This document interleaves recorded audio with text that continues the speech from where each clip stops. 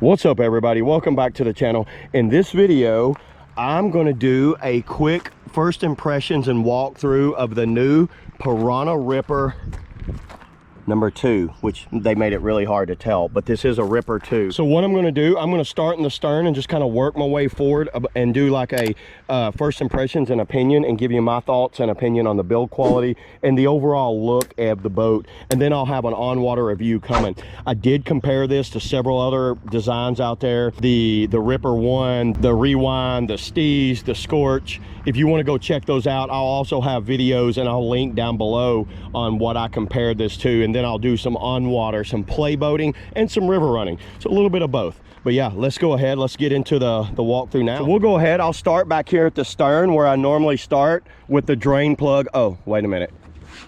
What's going on? Okay. Somebody pulled the Houdini-act. If you guys noticed, the Ripper 2 does not have a drain plug. So Piranha, this is so thin back here that they don't really have enough room to put a drain plug. They would almost have to mount it here, which really wouldn't make that much sense. So you know, a drain plug missing on a kayak does not bother me. There's other models have done this in the past. It's not that big a deal. I'd basically drain a lot of my boats through the back. You guys leave in the comments below what you think of a boat without a drain plug. I don't use them that much, and maybe Piranha's going to leave it off. Maybe they're going to add it later. I don't know, but I'd really like to hear your opinion on this, because I don't like screw-in drain plugs. I'm a fan of molded-in drain plugs, and they've never molded in their drain plug anyway. Maybe they could offer an aftermarket kit. If you want to put one in it, you can, but I like it without a drain plug, but that's me. I'm curious what you guys think. Put in the comments below on that right away, because I like to hear that. But one thing they did do, they moved the serial number from over here. It's either here or here, and they put it on the top, and it's a little bit crooked, if you can see. I've used these etching top, you know, serial number devices where you etch in right here, and I'm curious like why they got it a little crooked right here. So the guys need to be a little straighter. That's one of the issues with that. No big deal, you know, it's basically just looks on that. Another thing, they've molded in the number 2 back here and elm right here. You can't really tell what this is, if this is a Ripper 2. I would like to see a bigger logo that says Ripper 2. Maybe they will change this logo. You can't even tell. I can barely see it. I don't even know if you guys can see that in the camera, that just says 2 elm on it. So it has a 2 and elm for medium. And you can tell this is probably 2 foot right here. There's no stern wall from this point down. So the stern back wall ends right here. So you know what that means? This whole area back here is nothing but plastic. And if you look, that's pretty flexible. So you guys doing your switch freewheels and playing around, you need to be careful, because you will dent this whole back completely up and destroy your whole stern for that. But you know what? Be careful with your back freewheels. You'll be fine.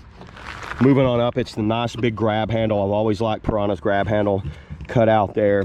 They just reused the Ripper logo. Like I said, I would like to see a Ripper 2 logo so we can make out what the boats are. Big, deep stern walls right there. Add structure to this back area.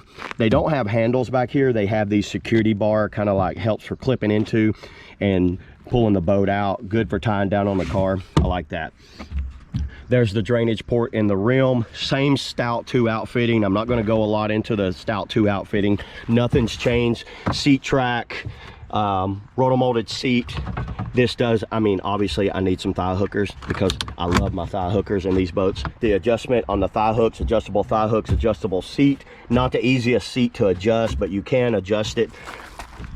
Same step out pillar. Bulkhead's still the same. I took it off so I could fit in it differently. Yeah, so all that's the same. I won't go into that. The graphics are still the same type of graphics on the boat.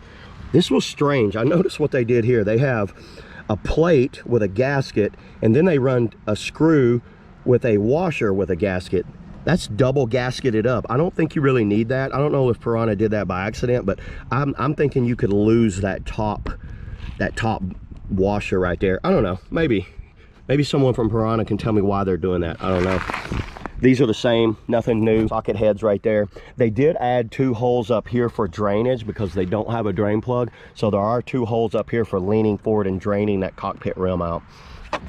Piranha logo right there. Nice big security bar. Big peak right here. I noticed they peaked that up, and that does work. That's really smooth. I like that. That peak, more peak than what's on the, kind of similar to the Scorch in a way. Same big handle there.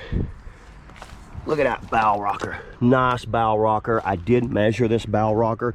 The bow rocker, when I measured it, was a little under 16 inches, which is higher than the Scorch. Surprisingly higher than the Scorch. So there's 16 inches of bow rocker from here to here. And stern rocker was around 10.5 inches from here to here. So yeah, you guys can check that out when I compared it to the Scorch on that. But that's pretty much it as far as the deck. I'm gonna go ahead and roll it over. Oh, one thing I did notice, look at this. What they've done, they've made the bulkhead screws more like a fade out pattern. Instead of a circle, I like this. It comes down, it's protected the screws, but then it fades out instead of a stamp in. That's cool. It just looks a lot smoother, and it makes more sense to me to have that fade out. Maybe when you get it on edge, maybe that'll help with water catching there. I don't know. Maybe. How about that? All right, let's go ahead and roll it over here and check out the hull for you guys. So you can see what Pyranha always does. They texture the entire length of the boat with the Pyranha logo in there. I've always liked that. It's textured all the way down, but I'll start back here at the tail and kind of work my way up. You can see the tail is flat back here. I did compare this to other models. You can see how flat they made it. They tapered that edge down right here, and then they ran a hard edge that starts back here that runs the entire length, and it is very aggressive right here, more aggressive than the Scorch. The edge runs right down like that, runs and gets even deeper, and then starts fading out a little bit down this way, and then fades out, and then the edge fades completely out right there. So the last 2 foot of the boat, it fades out, but this does have this nice big groove for the wave deflector that they ran further back. They ran the wave deflector all the way back to the bulkhead screws, so it runs from almost 2.5 foot in the front to keep that bow dry. And I found that I can lean over and catch water right up here for carving off of that bow. Big flat area, very similar to the Scorch in the front, flattened out, tapers down, catches in there. I really like the looks of this hull. They did a good job on this hull. It's got like a progressive top rocker that breaks down and smooths out. It doesn't kick hard.